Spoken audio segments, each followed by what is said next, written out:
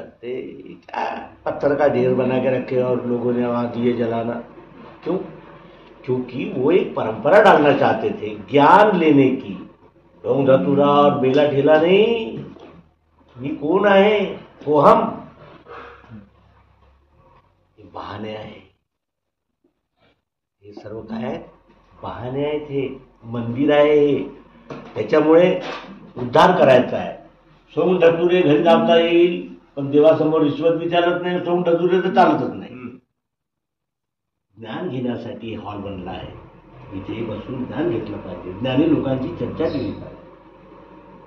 लक्षात, आहार निद्रा भय आणि मैथून, आहार निद्रा भय बाळगतो धावलतो आणि मैथून ज्यानं पोरं पैदा होते, सर्वे करते, कुत्रे मांजरं ढोर बकरे सर्वे सर्वे सर्वे।